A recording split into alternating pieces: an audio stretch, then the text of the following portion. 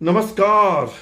चुनाव का माहौल हो और रूठना मनाना उलाहना देना ना हो, यह कैसे संभव है? अगर आप चाहें तो जोड़ लीजिए, दगाबाजी ना हो, ज्यादा हिस्सेदारी लेने की कोशिश ना हो, यह कैसे संभव है? यह तो हो ही नहीं सकता। चुनाव का मतलब ही है रूठ जाओ, मनाओ, पटाओ। पहले तो अखिलेश यादव ने 6 सीटों पर अपने उम्मीदवारों की घोषणा कर दी। कांग्रेस से पूछा तक नहीं, जबकि यूपी में कांग्रेस और सपा का गठबंधन है। गठबंधन धर्म का पालन नहीं हुआ।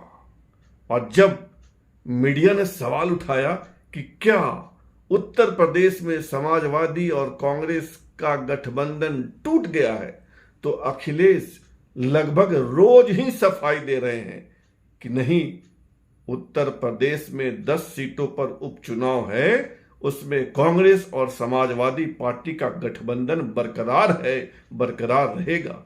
अरे भाई, जब बरकरार है तो कम से कम उम्मीदवार घोषित करने से पहले पूछ तो लेते।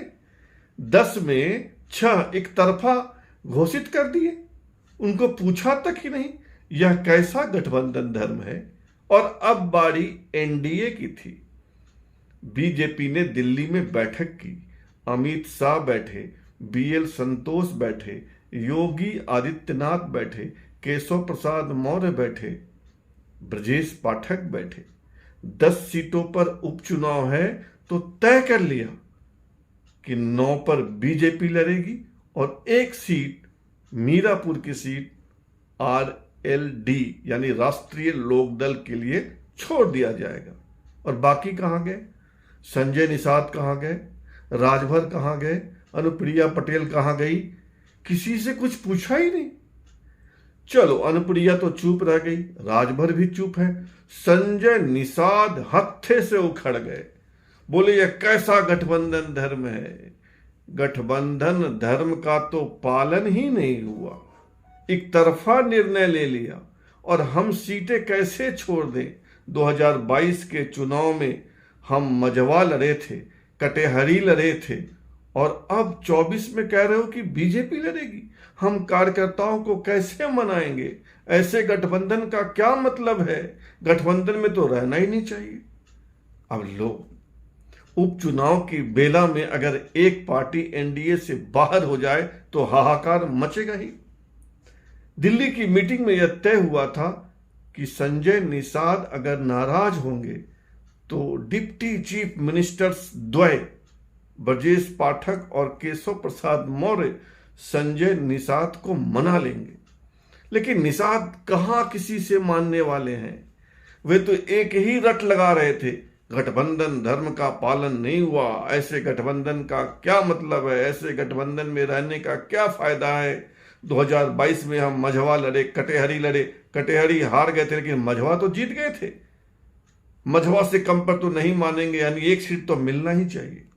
जब मामला ज्यादा बिगड़ने लगा, जब संजय निषाद मीडिया में आ गए, तो उनको एक फोन गया मुख्यमंत्री निवास से, हेलो, मैं योगी आदित्यनाथ, आप मिलने आइए, आपसे बात करनी है। संजय निषाद दौड़े दौड़े गए योगी आदित्यनाथ के पास। दोनों की बैठक हुई, लगभग आधा घंटा गिला शिकवा दूर किया गया। और अभी तक खबर बाहर नहीं आई है, लेकिन सूचना यही है कि मझवा की सीट संजय निषाद के हवाले हो जाएगी। यानी 10 सीटों पर उपचुनाव है तो 1 पर आरएलडी, 8 पर बीजेपी और 1 पर संजय निषाद की पार्टी यानी निषाद पार्टी। अरे भाई, तो यह पहले ही कर लेते। नहीं, राजनीति समझिए। अगर पहले ही 1 सीट देते संजय निषाद को, तब भी वे उखड़ते, बोलते कटेहरी भी हमारा है, 2-2। इसलिए राजनीति में ऐसे ही किया जाता है, पहले 1 भी नहीं दो, और जब अगला नाराज है हो जाए, गुस्सा में चिल्लाने लगे, तो 1 सीट देकर मना लो। यह बीजेपी की राजनीति है। ये बीजेपी वाले बहुत ऊंचा खेलते हैं। इनकी चाल को समझना इतना आसान नहीं है। बहरहाल अभी की खबर यही है कि एनडीए जो दिन में हिल रहा था, शाम होते होते ठीक हो गया है। गठबंधन धर्म का पालन हो गया है और जिन 10 सीटों पर उपचुनाव है, एनडीए के सभी घटक मिलजुल कर लड़ेंगे और अखिलेश यादव को हराएंगे। फिलहाल इतना ही, और आपसे आग्रह है कि आप इस चैनल को सब्सक्राइब कीजिए, ज्वाइन कीजिए, लाइक, शेयर और कमेंट तो जरूर कीजिए। धन्यवाद।